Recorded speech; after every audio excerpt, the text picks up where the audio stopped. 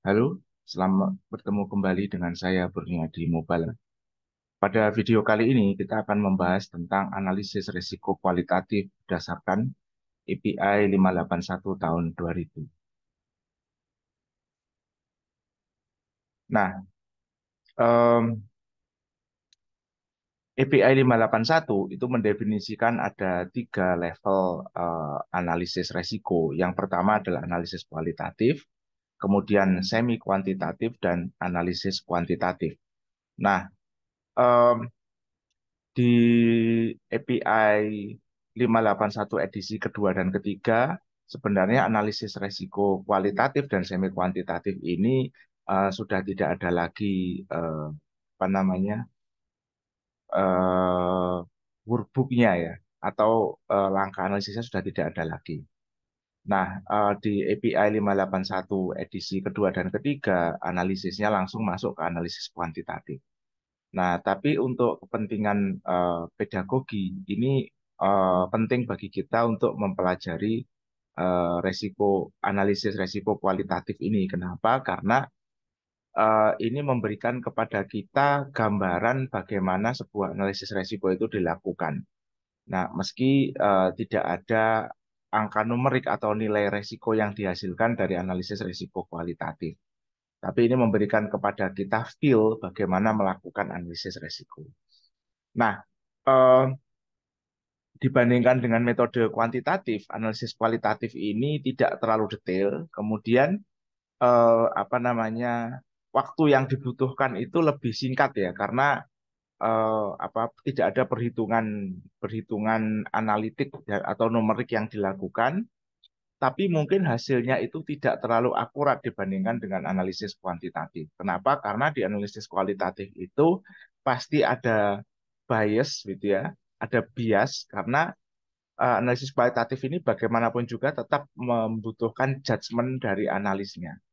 Oleh karena itu biasanya analisis kualitatif itu dilakukan tidak oleh satu orang, tapi oleh sebuah tim. Jadi hasilnya itu eh, sebelum difinalisasi pasti ada fokus group discussion-nya ya di tim analisnya eh, untuk meminimalisir bias tersebut begitu.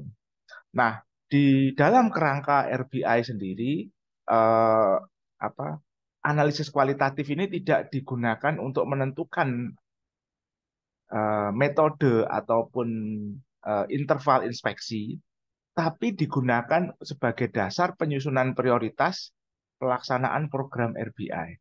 Jadi misalkan sebuah perusahaan memiliki banyak aset atau banyak pabrik, katakanlah seperti contoh pabrik pupuk urea begitu ya, dia memiliki banyak plan.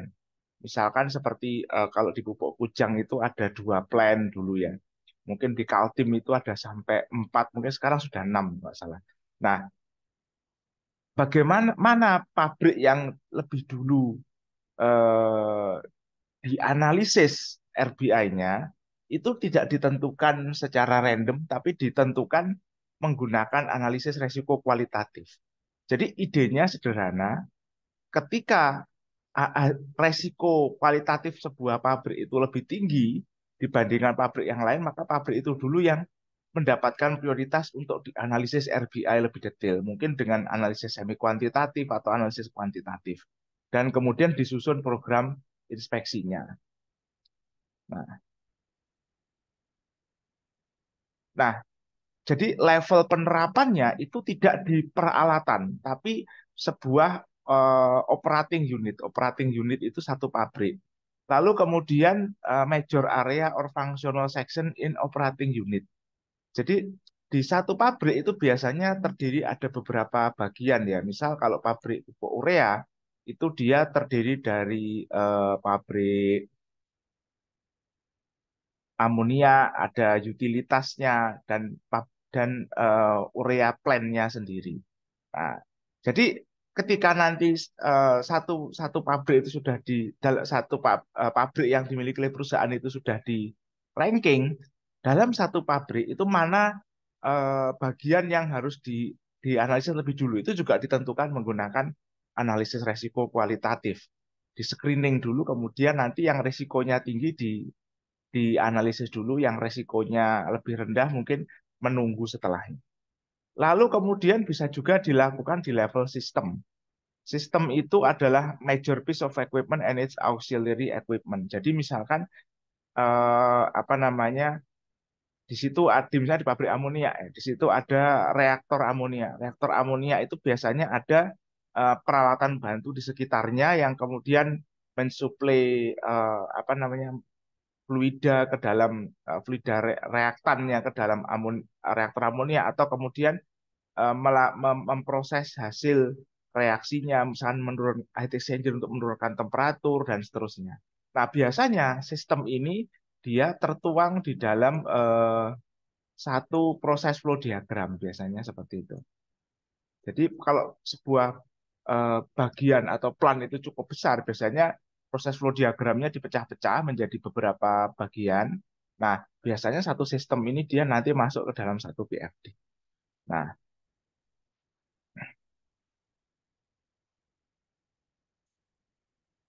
oke. Nah, jadi ini fungsi analisis kualitatif menurut API RBI. Yang pertama fungsinya adalah melakukan screening. Jadi screening dari operating unitnya, oke. Lalu kemudian kita pilih level of analysis yang dibutuhkan, begitu ya. Dan memastikan bahwa analisis yang lebih detail itu ada manfaatnya, begitu. Jadi misalkan kita screening, nanti kita bisa melihat ranking relatifnya. Nah, yang resikonya rendah mungkin tidak perlu dianalisis lebih lanjut, gitu. Nah, kemudian bagian dari satu unit itu kita rating, begitu ya. Lalu kita lihat posisinya di matrik resiko seperti itu. Lalu kemudian mengidentifikasi area dalam satu pabrik yang membutuhkan perhatian lebih detail. Misalkan tadi ini di level sistem yang tiga ini. Jadi mana sistem yang kritikal gitu, yang butuh analisis lebih detail lagi.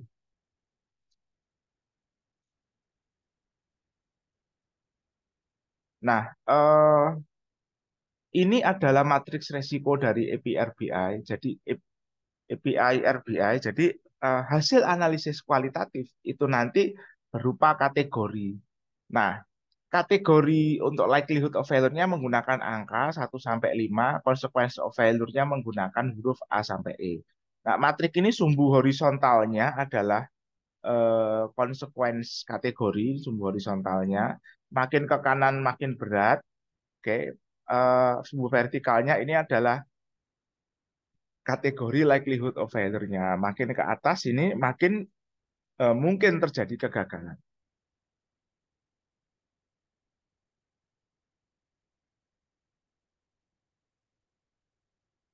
Nah, jadi langkah-langkah umumnya itu pertama penentuan kategori likelihood of failure, kemudian penentuan kategori consequence of failure. Nanti consequence of failure-nya itu ada dua, yaitu damage consequence kategori, lalu health consequence kategori. Nah, eh, damage ini kaitannya dengan kebakaran atau ledakan. Jadi ini kaitannya dengan kebakaran atau kaitannya dengan ledakan. Sedangkan health itu kaitannya dengan keracunan ya. Jadi ini kaitannya dengan toxicity, begitu ya. Jadi pada dasarnya di analisis kualitatif itu hazardnya itu ada dua, yaitu flammable hazard dan toxic hazard. Nah, inilah yang menyebabkan kenapa kita tidak perlu melakukan preliminary hazard analysis secara eksplisit, karena nanti di workbooknya, di apa namanya, di panduannya, panduan teknisnya, juknisnya, gitu, ya, petunjuk teknisnya itu langsung didefinisikan dua ini konsekuensinya, yaitu damage consequence dan health consequence. Oke, nah setelah kita tentukan konsep LOF dan COF-nya, nanti resikonya kita plot di matrik, lalu dilakukan penyusunan prioritas penerapan program RBI. Nah, Jadi teknis pelaksanaannya itu penentuan LOF dan COF itu dilakukan menggunakan dengan mengisi workbook. Jadi ada semacam buku kerjanya begitu ya di Appendix A dari API 581 tahun 2000. Nah, workbook ini berisi pertanyaan yang jawabannya itu berupa pilihan, gitu ya, pilihan ganda atau ya dan tidak, gitu. Nanti kalau ya ada skornya, kalau pilihan ganda, nanti masing-masing pilihan ada skornya. Lalu skor ini itu kemudian kita jumlahkan untuk menentukan LOF atau COF-nya. Ya. Jadi tekniknya sebenarnya tidak terlalu rumit ya, cukup sederhana. Nah, faktor apa saja yang diperhitungkan dalam penentuan LOF? Yang pertama adalah jumlah peralatan. Jadi idenya kalau peralatannya semakin banyak, itu nanti kemungkinan kegagalannya juga semakin banyak, begitu kan? Kita ingat di materi tentang reliability, begitu ya. Kalau komponennya makin banyak, maka ya kemungkinannya lebih tidak reliable dibandingkan dengan yang komponennya lebih sedikit. Ini namanya equipment factor. Lalu ada mekanisme kerusakan gitu ya. Ini namanya damage factor. Nah, jadi mekanisme kerusakan yang kita identifikasi seperti yang kita eh, bahas di video sebelumnya, nanti akan kita masukkan ke sini. Masing-masing mekanisme kerusakan nanti ada skornya dan kita masukkan. Lalu kemudian adalah kecocokan program inspeksi. Jadi nanti program inspeksinya semakin bagus, maka skornya ini nanti skornya negatif. Jadi kalau inspeksinya makin bagus, maka ini nanti nilai likelihood of failure skornya itu akan dikurangi. Gitu. Ini akan untuk pengurang, gitu ya. Oke, jadi ini nanti nilainya negatif karena dia akan mengurangi nilai positif yang dihasilkan oleh kedua faktor ini.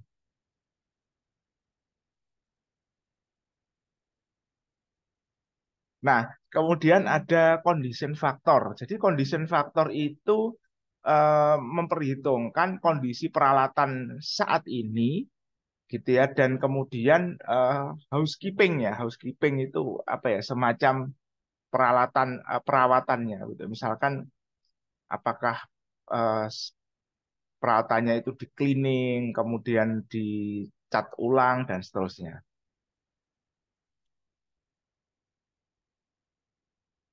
Oke, jadi ini berdasarkan visual examination. Nah, kemudian ada nature of the process, karakteristik prosesnya. Prosesnya itu stabil atau tidak. Jadi kalau misalkan prosesnya itu tidak stabil, kontrol prosesnya itu tidak apa ya, tidak mampu mengendalikan prosesnya secara apa ya, secara robust gitu ya. Nanti di sini berarti apa kemungkinan terjadi abnormal condition dan terjadi shutdown atau kegagalan itu lebih besar gitu ya. Lalu ada equipment design. Equipment design ini memperhitungkan eh, pemenuhan terhadap code atau standar. Jadi kalau misalkan peralatannya didesain tidak mengikuti standar, berarti ya kemungkinan kegagalannya lebih besar. Kalau peralatannya didesain apa ya ada over design, misalkan dia apa jauh di level safety-nya jauh di atas code atau standar, ya nanti berarti dia apa namanya kemungkinan kegagalannya lebih rendah. Oke, jadi seperti itu. Nah, nanti yang seperti ini biasanya skornya menjadi negatif karena mengurangi likelihood of failure. Nah, lalu kemudian untuk damage consequence itu apa namanya ada beberapa faktor. Yang pertama adalah karakteristik dari fluidanya sendiri. Seberapa mudah fluidanya itu menyala. Oke, namanya chemical factor. Jadi nanti ini ditentukan berdasarkan rating NFPA ya. Jadi nanti sorry ini salah ketik ya, ini harusnya NFPA. Nah, kemudian berapa material yang ada di dalamnya, di dalam unit itu yang bisa bocor keluar gitu ya kalau terjadi kegagalan. Jadi yang kita pilih adalah largest amount. Jadi berapa apa namanya? Kalau misalkan jadi kebocoran, berapa banyak fluida kerjanya yang bisa keluar. Oke, lalu kemudian mudah tidaknya fluida kerjanya untuk menguap. Karena kalau dia mudah menguap bisa jadi nanti ada ledakan gitu ya. Bukan hanya kebakaran.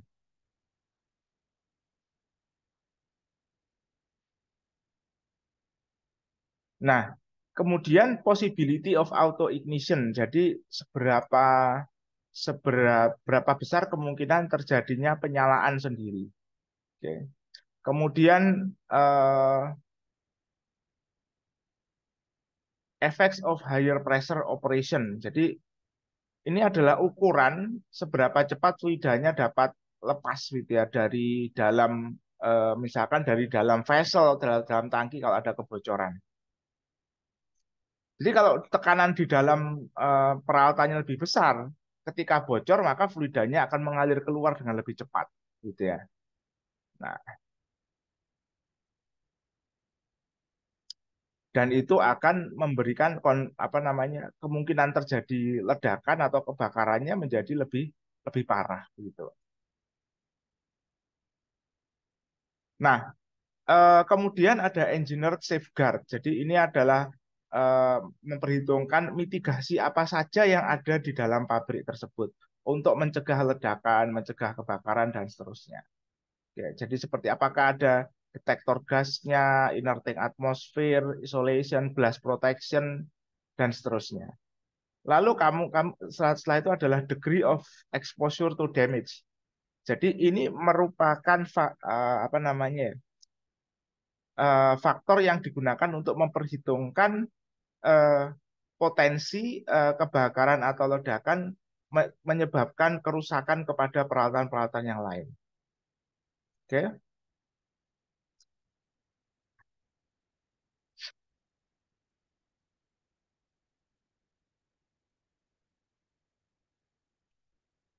Nah, untuk damage consequence kategori ini yang pertama adalah jumlah dan toksisitas dari material atau fluida kerjanya.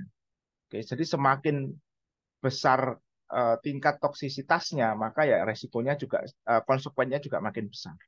Jumlahnya makin besar juga resiko untuk terjadinya keracunan pada pekerja yang ada di situ juga semakin besar. Lalu kemudian mudah tidaknya dia untuk terdispersi begitu ya. Terdispersi itu menyebar. Semakin dia mudah menyebar, maka area yang eh, terpengaruh oleh apa namanya fluida beracunnya juga makin luas, bisa jadi nanti korbannya juga makin besar. Lalu sama ini ada faktor deteksi dan mitigasi untuk mengurangi apa namanya skor damage-nya, lalu kemudian jumlah populasi pekerja di sekitar area tersebut.